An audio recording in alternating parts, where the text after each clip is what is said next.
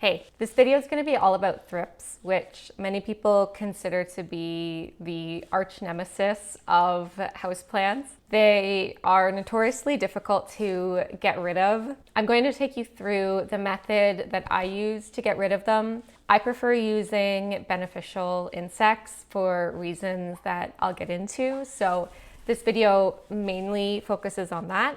We'll go through how you can identify that you have thrips, what their life cycle is, what you can use to target each portion of the life cycle, and I'll take you through kind of a realistic approach to dealing with thrips because beneficial insects can unfortunately be expensive. I'll talk about the kind of correct way of doing it, but I'll also kind of tell you the realistic approach that I take when I don't want to spend a lot of time or effort on getting rid of these pests. And I'll try and give you kind of a realistic timeline for getting rid of thrips. Spoiler alert, it does unfortunately take a long time. I find of all the pests, it takes the longest to eradicate thrips. But if you acknowledge that and you're patient, they are something that you can successfully eradicate from your collection, and hopefully you don't have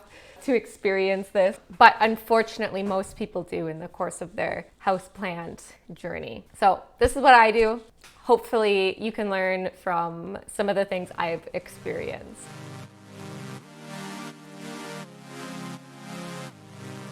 So starting off with, how do you even identify that you have thrips? Once you've had them before, you start to recognize some patterns, especially in the damage to the plants. You'll often see damage on the leaves before you see the actual insects themselves. Now, there are two main types of thrips that I'm going to talk about that I've experienced before. So one is Western flower thrips. This is basically, I think, the most common or the most prevalent type of thrips in the houseplant trade. These thrips are yellowish. They're very slender. They're small, so they can be difficult to see. And the larvae are more of a creamy yellow color. They might look like little teeny tiny worms on your plants that are crawling around, but they're so small it might be really easy to miss them. The other kind of thrips I'm going to talk about,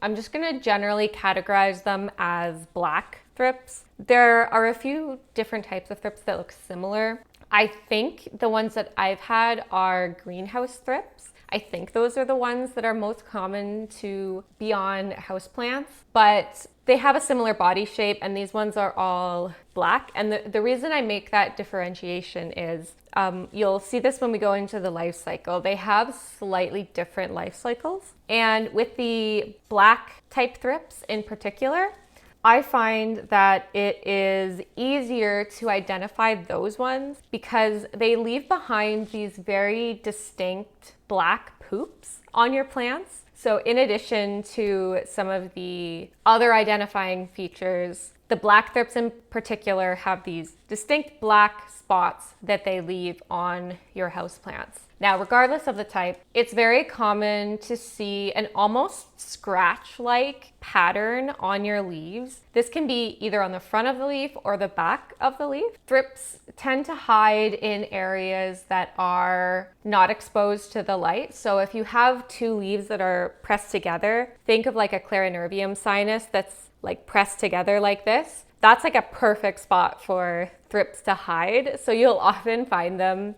in there. What you may also notice before you see any insects is that new leaves are coming out deformed, or half of the leaf is like brown or yellowing, even though it's a brand new leaf. Thrips are so small, they can actually get inside new leaves. Actually, they prefer that fresh new foliage, and they will damage it while it's still developing, and then the leaf comes out deformed. The Western flower thrips, instead of leaving black spots on your leaf, sometimes you will notice within these kind of scratchy like areas, you'll see little brown spots. I believe these are after eggs have been laid in the leaf where the larvae emerge. Then you get these little brown spots left behind, and they'll often be in little clusters. Sometimes it can be hard to tell because plants like philodendron have what are called extrafloral nectaries, which also can leave little brown spots. But how you can tell the difference, the extrafloral nectaries will generally be pretty evenly distributed, whereas these spots from thrips, whether it's the black spots from the black type thrips or it's the brown ones from the Western flower thrips, they'll often be grouped together and you'll usually notice those other signs of damage. Sometimes that scratch pattern can almost look like a lightning bolt pattern. If it's on variegation in particular, it will make the variegation look brown, but it'll be very superficial. It won't go through usually to the other side of the leaf. Plants that tend to be affected by this are philodendrons and monsteras. I find that they are the most commonly attacked by thrips, and theriums as well will get them. Very, very rarely have I ever had thrips on Hoyas. Generally, Hoya leaves are too thick, too waxy for them to penetrate. They like a nice juicy leaf that they can sink their mouth parts into and like suck the juices from. And that's especially why they like newer leaves versus older ones. The new leaves are usually more tender than the older ones. Plants that are unhealthy for some reason, so ones that are already struggling or in rehab mode, tend to be a target for thrips. This doesn't just go for thrips, this goes for any pest. They tend to target plants that are weaker, and if your plant has one type of pests, it's not uncommon for them to then attract more. The pest can actually sense when your plants are unhealthy.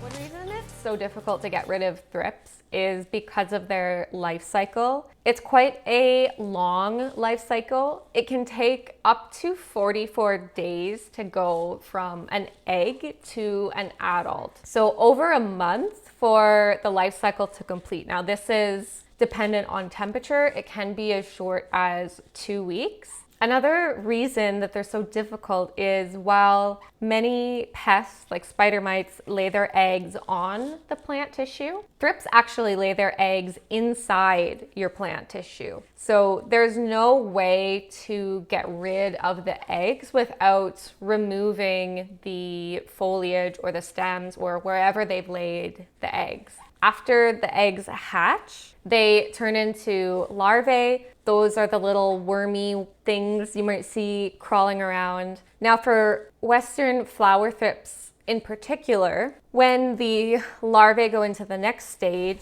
which is the pupae phase, where they basically form like a cocoon isn't really the right word, but they form a little pod around themselves to develop into the next stage. They actually fall into the soil and complete that pupating phase in the substrate. So now you've got the leaf, you've got the substrate, and then the adults emerge out of the substrate and climb back onto the foliage. From what I've read, I believe that the greenhouse thrips or the black type thrips don't pupate in the substrate. So that's one difference between the two, and it makes the Western flower thrips just that much harder to get rid of.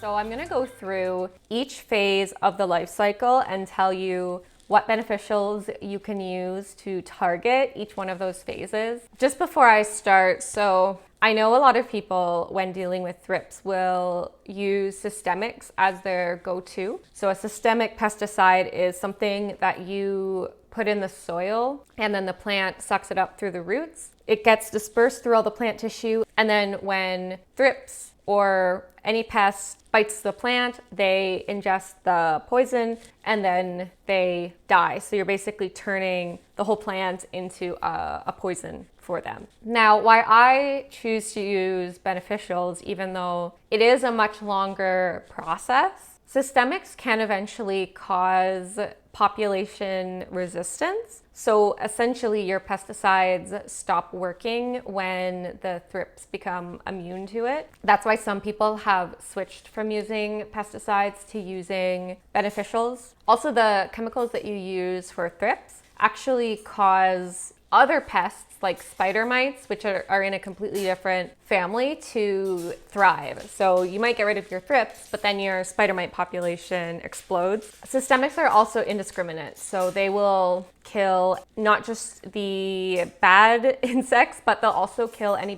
beneficial ones, including in the substrate. And for me, I don't think it's very natural to grow our plants in completely sterile environments, because in the wild they thrive in ecosystems. They partner with fungi and beneficial insects, which serve as a cleanup crew if you have things like rot in your substrate. So if at all possible, I want to preserve that ecosystem within the substrate where my plants live. It also doesn't discriminate against pollinators or any other beneficial insects that are in the larger ecosystem.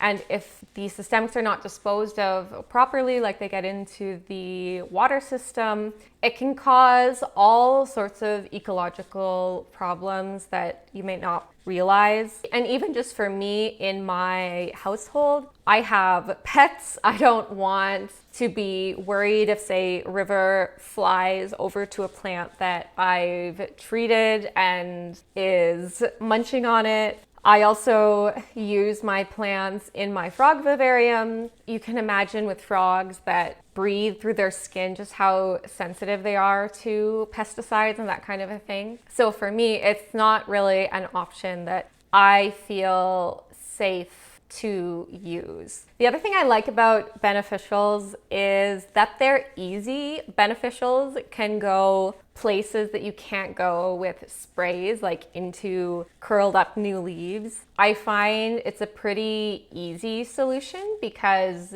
they're doing all the hunting and all the searching for pests for me. You can also use them preventatively to hopefully take care of pests before they ever become a huge outbreak. I've really enjoyed using beneficials ever since I started, probably over a year or two ago.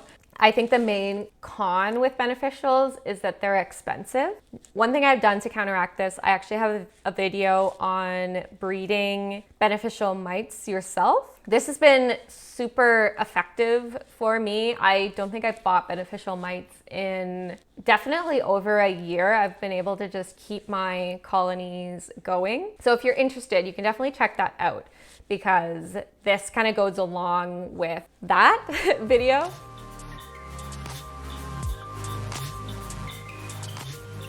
Okay, so we'll start with the soil phase or the substrate phase. This is where the pupae are. So the simplest thing you can do here is just to get rid of the substrate entirely. And when I say substrate, things like leca or pon still count. They can still get thrips and stuff in them. But if you introduce new substrate, the cycle does keep going. So you may or may not find that it makes a difference, but it may help to break the cycle. For me, I usually don't start with removing the substrate because I find that it's quite a hassle. But if I have a plant that I've been treating for a while and the thrips don't seem to be going away and I'm really struggling, like it's a bad infection, then I will usually change the substrate, or I'll just take a cutting and kind of treat the top cutting and the kind of base separately, or get rid of the base if it's not healthy anyways. And that is often kind of the turning point where the cycle is broken and then the plant starts to recover after that. So for me, I do it as more as like a last ditch thing, but you could be more proactive and do it kind of earlier in the process if you really want to get rid of them as fast as possible. Another thing that people use is diatomaceous earth on the top of the substrate. This is a food safe material that basically has a really microscopically sharp texture to it. So as insects move through it, it basically cuts them. The downside of it, I don't use this anymore. I used to recommend it. It's very, very messy, and it only works when it is dry. So after you water your substrate, then the diatomaceous earth isn't going to be effective anyways until it dries out again. So this is one you will see commonly recommended. I don't know if I've personally noticed a huge difference using it, so I don't really recommend it, but it is something that you can try if you don't want to go the beneficial insect route. This is still like a safe option. If you do want to go the beneficial insect route, these are your options. So one is nematodes. Nematodes are great because they're pretty easy to come by. You can store them in your fridge so you can keep them for a longer period of time than most other beneficial insects. The downside of nematodes is that they only remain effective when the substrate is moist. They also don't really work in hydroponic systems. So I find that they're very effective in like a vivarium or a terrarium setup. I use them to control root mealybugs in my vivarium, but I don't use them for my general house plants because I have the majority in semi-hydro or self-watering pots. And most of my aeroids don't like to be moist all the time. I like to give them a period of drying out. So that makes it not super practical, but depending on your grow style, it might work for you. Now, I think the most commonly recommended beneficial insect for the soil is Stratiolaelaps simitus. These are really cool mites. I think they used to be Hyopsis miles, but the name has changed, but those are the same thing. So these are mites that dwell in the substrate, and they basically eat any type of pest in your substrate.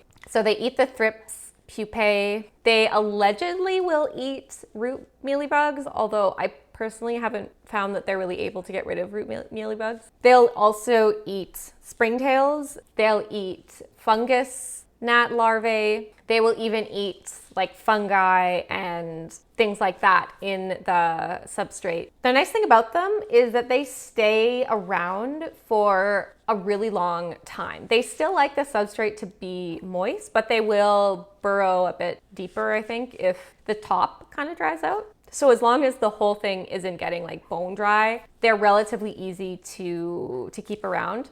I have even tried culturing those guys and keeping them. I haven't really figured out the best way to do that yet. So if anyone has experience with that, please leave a comment. This is also probably a good place to add that I started a Discord community for breeding beneficial insects. And there's a lot of people on there that have been sharing their tips and tricks. So if you are interested, I definitely recommend joining that. Anyways, that's just kind of a side note there. Stratiolaelaps simitus are also on the more inexpensive side when it comes to beneficial insects. So there's really no downside to applying them. The only thing I will say, I've never noticed that they made like a night and day difference when it comes to treating thrips. And I really, really want to be able to say like, yeah, they made such a big difference. But I think because they're in the substrate and I can't see them working, it's hard for me to gauge how much of an impact they're actually making. So I do recommend them, but theoretically, if your budget was really, really tight, I think you can get away without them. But if you're dealing with, say, like fungus gnats as well, I don't think there's really any downside to trying them. They say you should reapply Stratiolaelaps simitus every 6 to 8 weeks. These are some of the more long-lived of the beneficial insects, and they will easily establish themselves in your system. I do think they do better in soil and organic substrate versus an inorganic substrate like leca or pond. A more advanced beneficial insect if you're not weirded out by insects. If you are, I'll insert some videos of these guys. You might want to skip it. They're a little bit freakier, I guess, than the mites are, but they're still okay. These are called rove beetles. The Latin name is Delotia coriaria. They are also a generalist predator and will basically eat anything in your substrate like springtails and fungus gnat larvae and thrips pupae and root mealybugs. You can also culture them. There are videos out there on producing them already. You can feed them protein sources like cat or dog food. I've tried this and I was able to keep a colony going for a while, but eventually it kind of petered out. So again, this is something that I'm open to more suggestions on.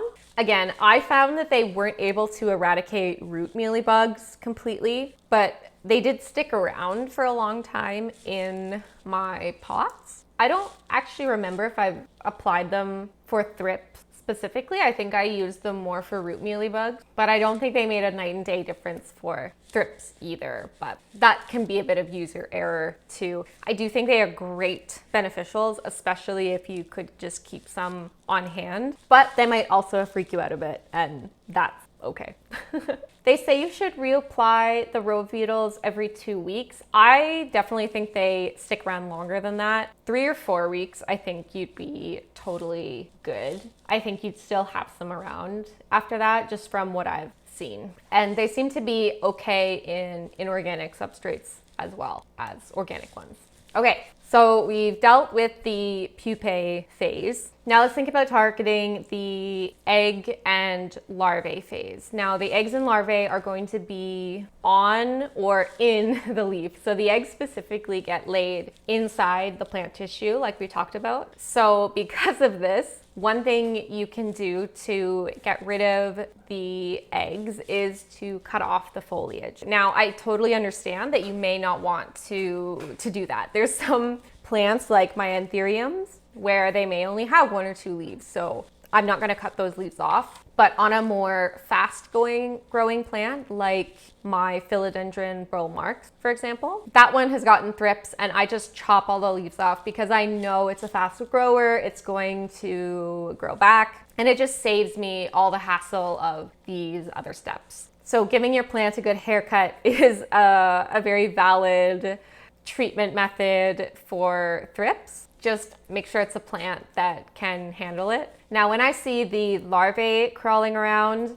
I will usually just like smush them with my fingers. I get that not everyone will want to do that.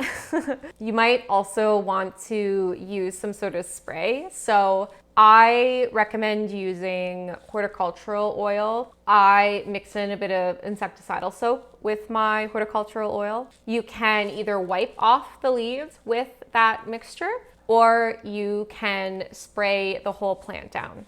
Now, I personally don't usually spray or wipe my plants when I'm treating for thrips because it's basically too much work. Some of my plants are so large and it's so difficult to move them. I prefer treating them in place if I can. Like you will find this out as we go through this, but I am very lazy when it comes to plant care. And if there's anything I can do to make my life easier, I'm going to do it. I don't want to have oil, like horticultural oil, spraying all over my walls and stuff. So I usually will skip this step, but if you feel better spraying your plants off, horticultural oil and or insecticidal soap is a really good option. Also a very safe option. You can apply beneficial insects within 24 hours or less of applying horticultural oil. So what beneficial mites do you use to target the larval stage?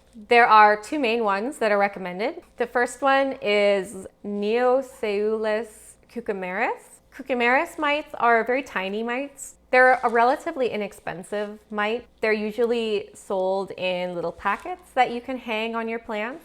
You may also be able to buy these ones as a slow release packet. So it's basically a larger packet that has extra food in it. And so it will constantly release mites over a longer period of time. The other option is Amblysius Swarovski. Swarovski mites are also sold in little packets. In terms of choosing which one, you basically just pick one.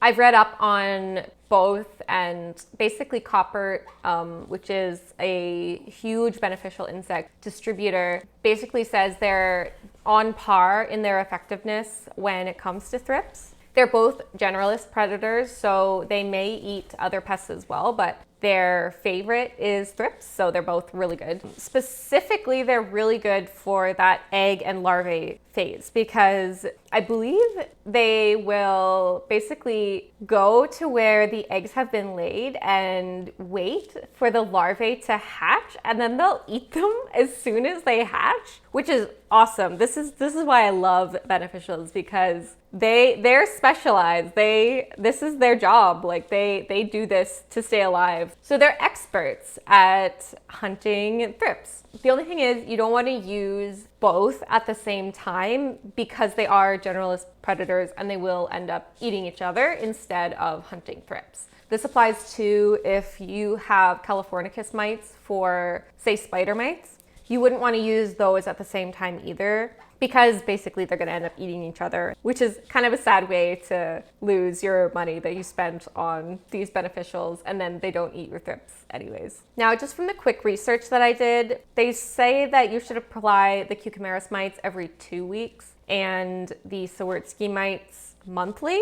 Now, obviously, if you have the slow release packets, which I've seen for the Cucumaris in particular, they're going to last longer than that. So I would say probably replacing them monthly for each of them is good. But if you have a really large outbreak of thrips and you want to get rid of them as fast as possible, the more frequently you apply them and the more you apply them, the more quickly you're going to get rid of them. So if you really want an intensive schedule, then releasing beneficial mites every 2 weeks, regardless of the species, is what you want. Now, this is the thing that most people miss when it comes to beneficial insects, and it's the reason that they end up not working for them. Beneficial insects need high humidity, minimum 60%. You will see a night and day difference keeping your mites in 75% humidity than keeping them in 50% humidity. It will make all the difference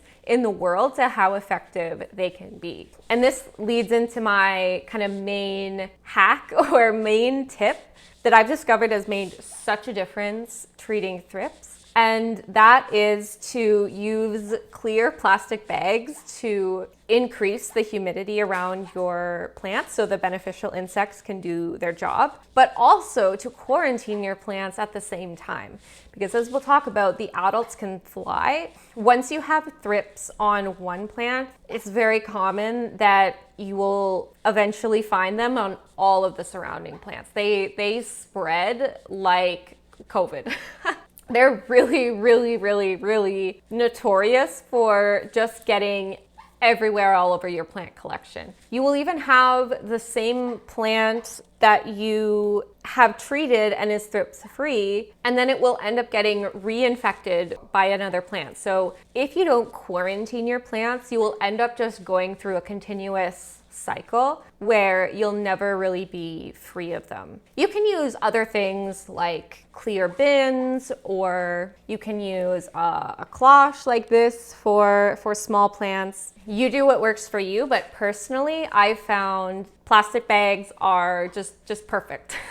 You can even leave them a little bit open at the top so that you're still getting a little bit of airflow. That is one thing that can happen if you have a plant in super high humidity. If the leaves are touching the moisture, they can start to rot. And if you get those little mite packets wet, they will also stop working. The mites like humidity, but if they get wet, they're basically toast. You have to find that balance and just be careful that things like guttation from the plant leaves is not accumulating on the packets.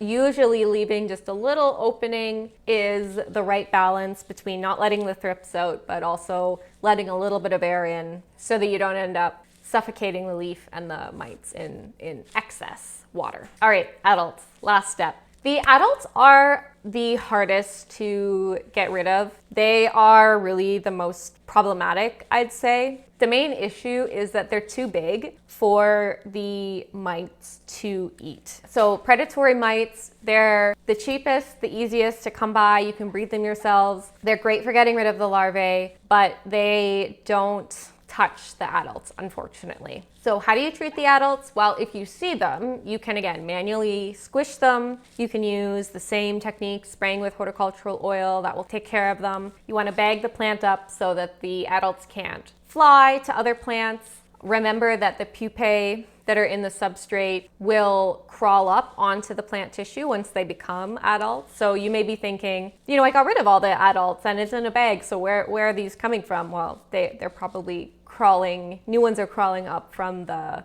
substrate. So it's not something where it's just one and done. You have to keep doing this treatment, whether it's beneficials or it's like spraying the leaves, whatever. Now, because the adults fly, you can use sticky cards for the adults. So if they land on one of these, they're usually yellow cards, they're gonna get stuck. Now, apparently, Western flower thrips prefer the color blue to the color yellow. The color blue will attract them more. Apparently, they're also attracted to floral scents. Now, I have pretty much given up on using sticky cards because they usually just end up sticking to me and getting in my hair. I've been caught way more times by these sticky traps than the thrips have, so I don't see there being much point to it. But if you have a very large population, you might see that it makes a difference. But personally, I've kind of given up. I mean, there's no harm in it. They're very inexpensive, but I, these days, just tend not to bother with it. Okay, so what beneficials can you use? One really great one is lacewing larvae. Lacewing larvae are awesome predators. They look like little alligators and they have these little pincers on them. They're actually very entertaining to watch. You can buy them as eggs or you can buy them as the actual larvae. You do have to release them quickly after you get them because they are cannibalistic and will eat each other if they don't have pests to eat. But they will eat thrips larvae, they will eat the adult thrips. They will also eat mealybugs. So if you're dealing with mealybugs at the same time and you want to take care of both, lacewing larvae are what I recommend. And they say you should reapply them every 2 weeks. Now, personally, I found that lacewings are really effective for mealybugs and thrips. I tend to use them more for mealybugs, and they do seem to stick around for a while as long as you have enough pests for them to eat. So 2 weeks might be a bit much. I think you could push it to like 3 or 4 weeks and still be pretty aggressive with getting rid of the adults. Another option is Aureus insidiosus. These are specialized thrips predators. So I think they're kind of top tier when it comes to treating thrips. I've purchased these as well, and they seem to do their job. I see them hanging around on the plants that have thrips. I believe they will eat both the larvae and the adults. Unlike the lacewing larvae, Aureus insidiosus can fly. They're not limited to the plants that you place them on. They can go and hunt for thrips elsewhere themselves. They will also lay eggs in your plant tissue like the thrips will do, except they don't harm the plant. And I believe I have actually seen a second generation of Aureus insidiosus develop. I'm not 100% sure, but I had an insect I couldn't identify, and I think it was a young stage of Aureus insidiosus. They seem to stick around for a long time.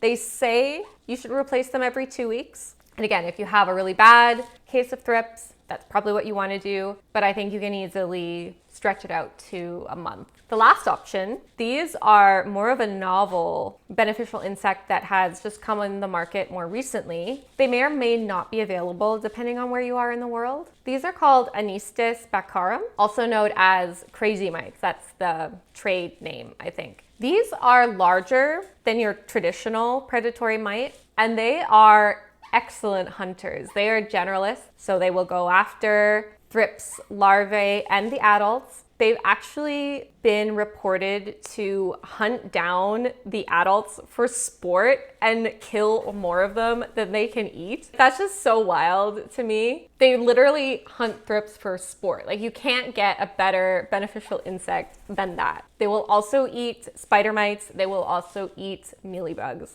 So they are just all around fantastic. In my experience, they don't stick around for very long. And this might just be due to the amount of pests that they need to consume. They have been reported to work much better in tandem with cucumaris mites. So they actually like eating cucumaris mites.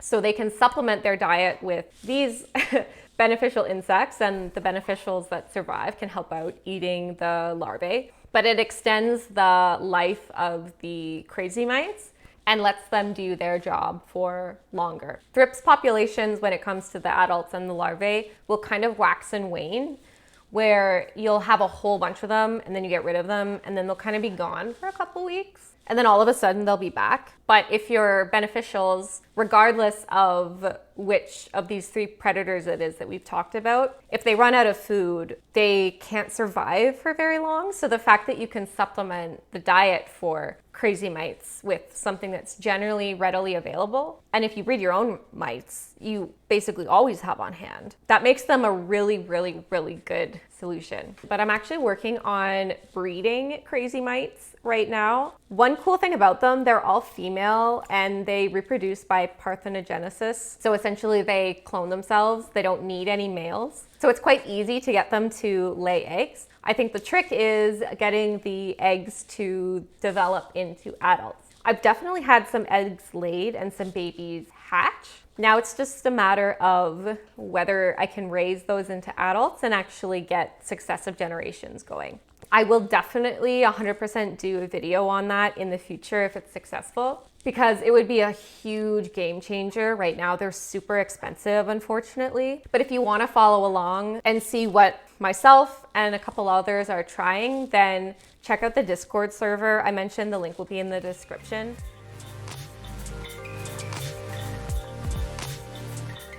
So that's kind of been an overview of all of your options. So I just want to talk about like a realistic schedule. Like, you have all this information. So what do you pick? Like, how do you put all of this together into a routine? So just general overview of how long it takes to get rid of thrips. Like I mentioned at the beginning, the life cycle is really long. It can take up to 2 weeks for the eggs to hatch. So if you see an adult on your plant, they can lay several eggs per day. So you have to assume that she's been laying eggs basically constantly.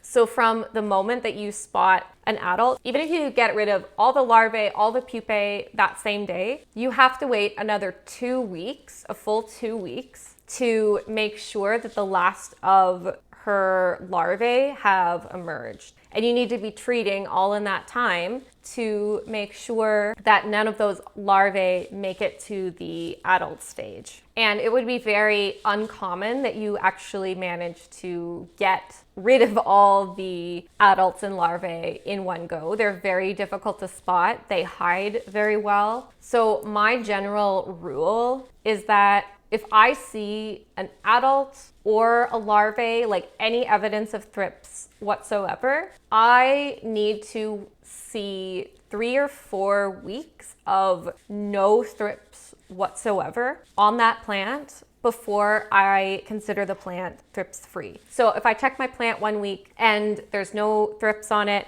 I start the clock. If I check it the next week and there's a larvae on it, even just a single one, that will reset the clock and we start over to the point where I don't see any thrips. This means that it can take months before you finally get to that point where you've gone a month and the plant has been thrips free with no larvae or adults. And while it's in that treatment phase, I'm keeping it in a bag, isolated all that time.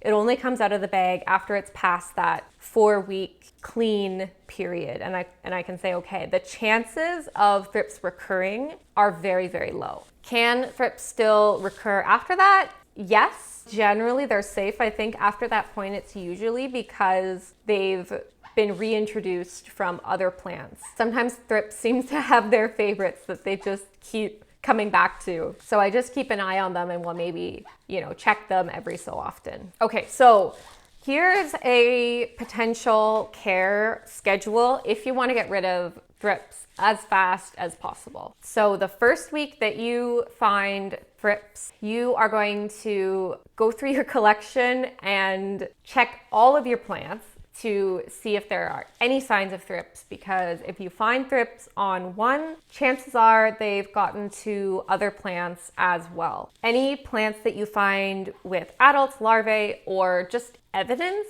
of thrips damage, even if you don't see any insects, you want to take those, if you can, repot them. Even if you can just remove the top few inches of substrate, throw that away, replace it with fresh. If you can, cut off any foliage that has thrips damage on it, because any place where they've been nibbling, they've also likely been laying eggs. Then you want to spray them with horticultural oil and or insecticidal soap. And then you want to take and bag up each plant individually with clear plastic bags. If it's a very large plant, you can wipe the leaves instead if you don't want to move it. And I would actually bag up each leaf individually so that you can keep track of when each individual leaf is clear and you don't get thrips reinfecting the same plant and just jumping from one spot to another. You're going to buy enough Stratiolaelap simitis to put on all of your collection,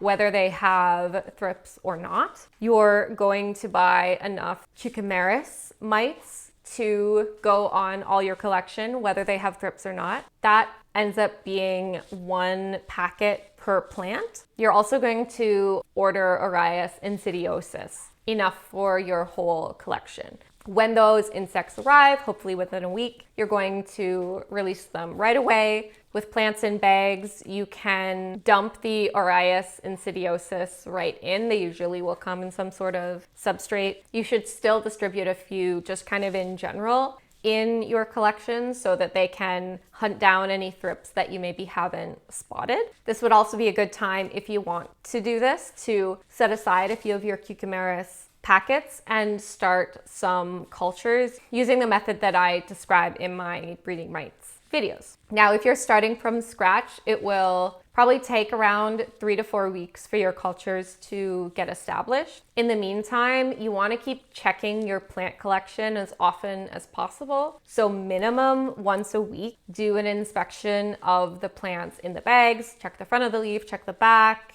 Also check any plants that you haven't yet spotted thrips on, especially focusing on those that were close to the infected ones. And any that you notice have any sort of damage whatsoever, do the same process. You're going to want to keep repurchasing Cucumeris mites and Orius insidiosus every 2 to 3 weeks until you don't see any more adults. Once you stop seeing adults, you can stop purchasing the Orius insidiosus and just keep going with the Cucumeris mites. If you establish cultures of Cucumeris mites, what I do is I take the cotton rounds that they live on and I just throw them right into those plastic bags. And I do that on a weekly basis. At the same time, when I check and feed my cultures, I also check my plants for signs of pests and swap out cotton pads at the same time. Then you just keep repeating that cycle until you don't see any thrips on your plants for 3 to 4 weeks. Once you don't see any insects, you can remove them from the bags. Keep checking the plants still on a weekly basis just to make sure you didn't miss anything. But by quarantining early, treating aggressively with beneficials, you'll get rid of thrips in the shortest amount of time possible. Hi, River. How are you today? Do you mind? He's getting really antsy because I've been filming for a while and it's getting close to supper time and he thinks he needs to have some of whatever we're having. So enjoy this little bird on the head break. Yes, I know. We're all tired, River. We're all tired. Where was I? treating aggressively with beneficial insects. Yeah, okay. I'm gonna say probably minimum time is like 2 to 3 months. And I know that still sounds like a really long time to be coping with pests, but that I think is the reality. Please comment what your experience has been and like realistically how long it took you to get rid of thrips.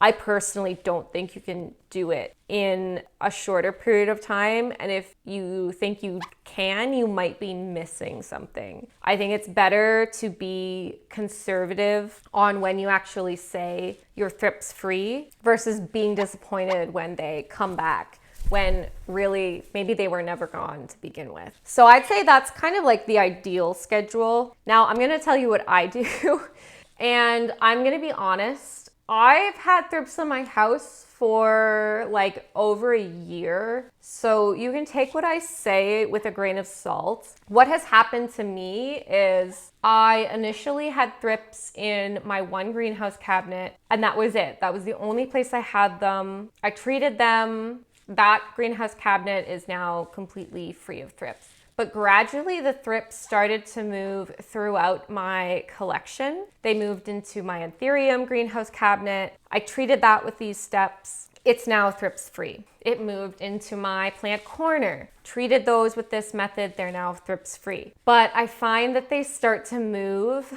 You treat one area and then they end up on different plants. So I haven't had thrips on a single plant for over a year, but it's kind of been that 2 to 3 month process playing out in different areas of my collection. In the beginning, I wasn't doing the bagging method. And I think since I've introduced the method of individually quarantining my plants, that has made a huge difference. So my lazy method involves mainly using mites that I breed myself. Very rarely have I purchased lacewing larvae, Orius insidiosus, or crazy mites. I do it periodically when I can afford it, but I probably only do it maybe once every 6 months. Usually I do it after I have an outbreak on new plants that I wasn't expecting and that I haven't quarantined yet, if that makes sense. So if I'm finding thrips on new plants that I